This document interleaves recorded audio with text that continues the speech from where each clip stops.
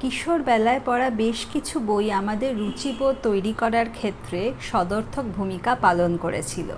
এখনও সেই সব বইয়ের পাতা উল্টে পাল্টে দেখলে নিজেদের হারিয়ে যাওয়া বালক বালিকা সুলভ ইনোসেন্সটাকে কোথাও যেন আবার খুঁজে পাই।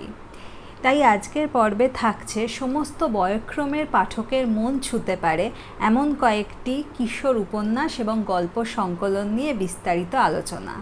তার আগে আমি সোমালি, বইচর্চার সোমালির একটি নতুন ভিডিওতে আপনাদের সবাইকে স্বাগত জানাই। আমি মূলত বাংলা বই নিয়ে কথা বলে থাকি। যদি এই চ্যানেলে নতুন হন তাহলে এই চ্যানেলটি সাবস্ক্রাইব করে আমাদের পাশে থাকার বিনীত অনুরোধ রইল। চলুন শুরু করি আজকের ভিডিও। বইয়ের জগৎ নতুন কিছু সৃষ্টি করার তাগিদ আমায় বড় আনন্দ দেয়। এই আনন্দেরই কিছুটা অংশ আপনাদের সঙ্গে ভাগ করে নেওয়াই বই চর্চায় সোমালি চ্যানেলের মুখ্য উদ্দেশ্য। অ্যাডভেঞ্চারমূলক বই পড়লে বহির্জগতের ব্যক্তির সামনে নিজের ব্যক্তিগত অবস্থানকে, নিজের পার্থিব চাবা পাবাগুলোকে বড় বেশি ক্ষুদ্র, বড় বেশি তুচ্ছ বলে মনে হয়। তাই একটি যথার্থ ভালো অভিযানমূলক বা অ্যাডভেঞ্চারমূলক উপন্যাস পাঠকের অজান্তেই তার মনের প্রসারতা বৃদ্ধি ঘটাতে পারে এবং বহির্জগৎকে দেখবার বা জীবনকে দেখবার তার দৃষ্টিভঙ্গিকে ইতিবাচকভাবে প্রভাবিত করতে পারে।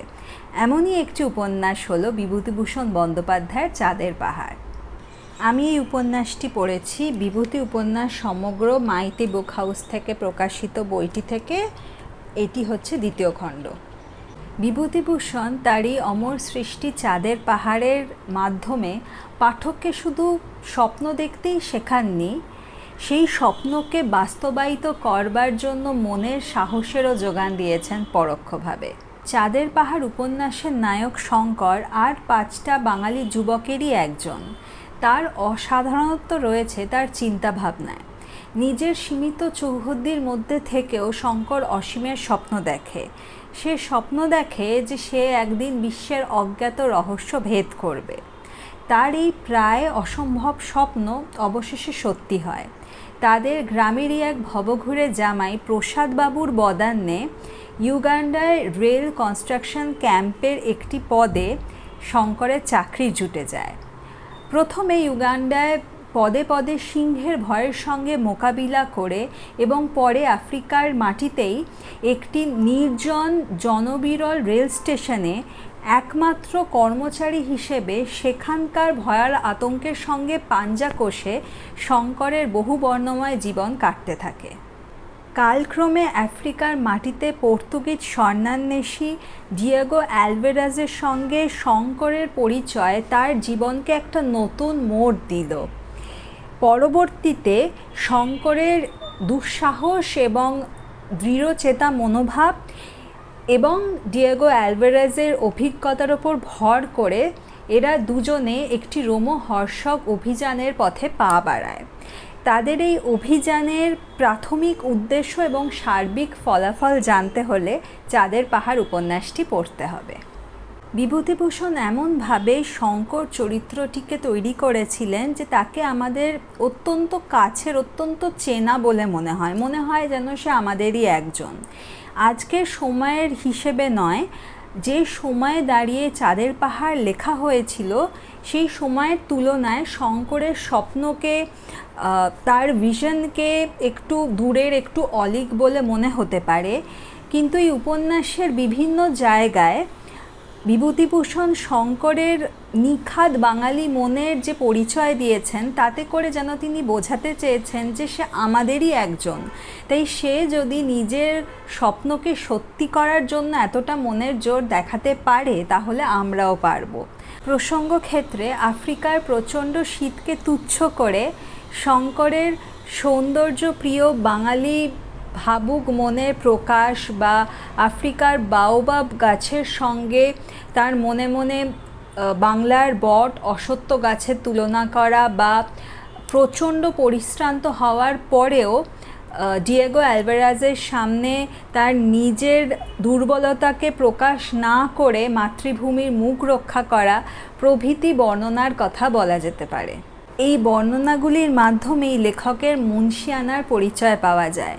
সেই কারণেই যে কোনো বয়সের পাঠকের মনকেই শঙ্করের উদ্যম স্পর্শ করে। চাঁদের পাহাড় পড়লে মনে হয় পরাজয়ের ভয়ে পিছিয়ে না গিয়ে একবার অন্তত নিজেদের স্বপ্ন পূরণের চেষ্টাটা করে দেখা যেতে পারে, তাহলে অন্তত আক্ষেপ নিয়ে বাঁচতে হবে না। বারবার পড়ার মতো উপন্যাস চাঁদের পাহাড়। পরবর্তী যে বইটির কথা বলবো সেটি একটি গল্প সংকলন, শরদিন্দু অমনিবাস, চতুর্থ খণ্ড। শরদিন্দু বন্দ্যোপাধ্যায়ের কিশোরদের জন্য লেখা গল্পগুলি স্থান পেয়েছে এই বইটিতে। সদাশিবকে নিয়ে লেখা 5টি গল্প ছাড়াও আরও নানা স্বাদের বিভিন্ন গল্প স্থান পেয়েছে বইটিতে। এই বইটিকে নিয়ে ডিটেলে আলোচনা আমি এর আগে করেছি, সেই ভিডিওটি চাইলে অবশ্যই একবার দেখে নিতে পারেন। পরবর্তী যে বইটির কথা বলবো সে বইটি সম্পর্কে পাঠকের পূর্ব ধারণা না থাকলে বইটির প্রচ্ছদ দেখে বা বইটির নাম শুনে তার মনে হতে পারে যে বইটি কোনো উঠতি বক্সারকে নিয়ে লেখা অনুপ্রেরণামূলক উপন্যাস, কিন্তু বাস্তবে এটি রহস্য রোমাঞ্চে ভরা টানটান একটি লেখা। বইটি হচ্ছে শীর্ষেন্দু মুখোপাধ্যায়ের বক্সার রতন। এই উপন্যাসিকাটির শুরুতেই আমরা দেখি যে রতন আস্তে আস্তে বক্সার হিসেবে নিজের পরিচয় গড়ে তুলতে শুরু করেছে এবং কালক্রমে সে বুঝতে পারে যে কেউ বা কারা তাকে নজরবন্দি করে রেখেছে। তার এই সন্দেহ বিশ্বাসে পরিণত হয় যখন দুজন সন্দেহজনক ব্যক্তি তার কাছে এসে তার ব্যক্তিগত জীবন সম্পর্কে তাকে নানা ধরনের প্রশ্ন করে এবং বক্সিং টুর্নামেন্ট শেষে বাড়ি ফিরে রতন বুঝতে পারে যে তার এবং তার পরিবারের সামনে উপস্থিত হয়েছে বড় ধরনের একটি বিপদ এবং রতন সেই বিপদের জাল যতই ছিন্ন করতে যায় ততই রহস্যের ধোঁয়াশা আরও বেশি ঘনীভূত হয়ে ওঠে। এমতাবস্থায় রতন তার পাশে পায় সেই দুজন সন্দেহজনক ব্যক্তিকে যারা উপন্যাসের শুরুতে তার কাছে এসে তার সম্পর্কে নানা রকম কৌতূহল দেখিয়েছিল। তারা কি রতনের বন্ধু না বন্ধু বেশি শত্রু? ঠিক কোন ধরনের বিপদে পড়েছে রতন এবং তার পরিবার? আদৌ কি রতন নিজেকে এবং তার পরিবারকে এই বিপদের কবল থেকে উদ্ধার করতে পারবে? এই সমস্ত প্রশ্নের উত্তর রয়েছে বক্সার রতনের পাতায়। বক্সার রতন অত্যন্ত ঠাস বুনট একটি লেখা। বক্সিং রিংয়ে প্রতিপক্ষের সঙ্গে রতনের লড়াইয়ের বর্ণনা হোক বা সমুদ্রের মধ্যে জাহাজে রতনের অভিযানের বিবরণী হোক না কেন, এই সব কিছুই এতই প্রাঞ্জলভাবে লেখা যে পাঠকের মনে হয় তার চোখের সামনে যেন সমস্ত কিছু সংগঠিত হচ্ছে। এবং আমরা সকলেই জানি যে কিশোর কাহিনীতে শীর্ষেন্দু মুখোপাধ্যায়ের কলম অন্য ধরনেরই একটা ম্যাজিক তৈরি করে এবং বক্সার রতনের শুরু থেকে শেষ অবধি রয়েছে সেই ম্যাজিকের ছোঁয়া। একটি সুখপাঠ্য কিশোর উপন্যাসিকায় যা যা থাকা প্রয়োজন, যেমন দৃঢ়চেতা এবং সাহসী একজন নায়ক, বিচিত্র কিছু চরিত্রের অস্তিত্ব, খুব সামান্য হলেও একটু সেন্স অফ হিউমারের ইঙ্গিত, রোমহর্ষক অভিযানের বর্ণনা এবং পারিবারিক এবং নৈতিক মূল্যবোধ রক্ষার ইঙ্গিত, এই সমস্তরই স্বাদ পাঠক পেয়ে যাবেন বক্সার রতনের পাতায়। এই বইটি পড়তে বেশিক্ষণ সময় লাগে না, উপরন্তু এই বইটি এতটাই দ্রুতগামী যে পড়তে পড়তে এক মুহূর্তের জন্য কোথাও পাঠকের মনোযোগ ছিন্ন হয় না। সমস্ত ধরনের পাঠকের মন ভালো করে দেওয়ার মতো বই শীর্ষেন্দু মুখোপাধ্যায়ের বক্সার রতন। একজন পাঠক এক জীবনে বিভিন্ন জীবন প্রবাহের সংস্পর্শে আসতে পারেন, বিভিন্ন চরিত্রের সান্নিধ্যে আসতে পারেন বই পড়বার মাধ্যমে। কিছু কিছু বইয়ে বর্ণিত জীবন দর্শন, আধ্যাত্মিক চেতনা, সে বইয়ে চিত্রিত চরিত্রের সংগ্রাম এমনভাবে পাঠককে প্রভাবিত করে যে সে বইটি চিরকালের জন্য পাঠকের মনে একটি দাগ কেটে যায়। এমনই একটি উপন্যাস হলো সঞ্জীব চট্টোপাধ্যায়ের ইতি তোমার মা। মা বাবার স্নেহ ছায়া এবং পারিবারিক আদর্শের সংমিশ্রণে এক কিশোরের আস্তে আস্তে বড় হয়ে ওঠার কাহিনী বর্ণিত হয়েছে এই উপন্যাসটিতে। গুরুজনদের উৎসাহে সে কিশোর মনের জোর সংগঠিত করতে শেখে এবং অন্যায়ের প্রতিবাদ করার ক্ষেত্রে প্রয়োজনে বল প্রয়োগ করতে শেখে। প্রথমবার যখন সে বুঝতে পারে যে জীবনে চলার ক্ষেত্রে যে পথটিকে সে বেছে নিয়েছে সে পথটি যতই বন্ধুর হোক না কেন, তার পথ নির্বাচনে কোনো রকম ভুল হয়নি, তখনই সে বুঝতে পারে যে তার জীবনের পথপ্রদর্শককে সে হারিয়ে ফেলেছে। তার কাছে রয়ে যায় একটি স্মৃতিচিহ্ন। সেই স্মৃতিচিহ্নটি শুধুমাত্র সেই কিশোরটিকেই নয়, অনেক পাঠককেও তাদের চোখের জলকে মনের আগুনে রূপান্তরিত করার অনুপ্রেরণা যোগায়।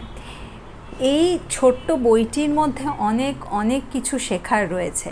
আমি এই বইটি সম্পর্কে একবারে প্রাথমিক পর্যায়ে যখন ভিডিও করা শুরু করেছিলাম সে সময় একটি ভিডিও করেছিলাম, কিন্তু কতটা বলতে পেরেছিলাম বা আজও পারলাম আমি জানি না, কেননা এই বইটি নিয়ে আমি ব্যক্তিগতভাবে ভীষণ রকম আবেগপ্রবণ। শুধু সার্বিকভাবে আমি এই কথাটাই বলতে পারি যে প্রত্যেক পাঠকের অন্তত একবার সঞ্জীব চট্টোপাধ্যায়ের ইতি তোমার মা এই উপন্যাসটি পড়া উচিত। আজকের পর্বে শেষ যে বইটির কথা বলবো সেটি হলো একটি হাসির গল্প সংকলন, উল্লাস মল্লিকের মস্তান বোমকাই। বইটিতে সংকলিত হয়েছে 13টি হাসির গল্প এবং একটি রম্য রচনা। এই বইটির বিভিন্ন গল্পে আমরা বিভিন্ন আজগুবি চরিত্রের দেখা পাই। যেমন প্রথমেই আমরা দেখতে পাই বোমকাইকে। তার জীবনের লক্ষ্য হলো যে সে মস্তান হবে এবং লোককে ধমকে চমকে বেড়াবে। তার স্বপ্ন কিছুটা সত্যিও হয়, কিন্তু একটু টুইস্ট থাকে। তারপর আমরা দেখা পাই শুভঙ্কর বাবুর, যিনি হাল ফ্যাশনের ছাতা ব্যবহার করতে গিয়ে নিজের এবং তার চারপাশের মানুষদের বিপদ ডেকে আনেন। আরও কিছু দূর গিয়ে আরেকটি গল্পে আমরা দেখা পাই একটি ছানা ভূতের। যদিও তার বয়সের গাছপাথর নেই, তবুও সে নিজেকে বাচ্চা ভূত বলে পরিচয় দেয় এবং নতুন গজানো তার দাঁতের অস্বস্তির কারণে সে লোকজনকে কামড়ে বেড়ায়। এরকম অদ্ভুত কিছু চরিত্রের সঙ্গে পরিচয় করতে হলে অবশ্যই উল্লাস মল্লিকের মস্তান বোমকাই পড়তে পারেন। ভীষণ মন ভালো করে দেওয়া লাইট হার্টেড একটি বই। বইটি প্রকাশিত হয়েছে পত্র ভারতী থেকে এবং এর মুদ্রিত মূল্য 200 টাকা। যদি আজকের এই পর্বটি আপনাদের ভালো লাগে তাহলে আজকের ভিডিওটিকে লাইক করবেন এবং এখনও বইচর্চায় সোমালি এই চ্যানেলটিকে সাবস্ক্রাইব না করে থাকলে চ্যানেলটিকে সাবস্ক্রাইব করবেন। দেখা হবে পরের ভিডিওতে, ততদিন ভালো থাকবেন।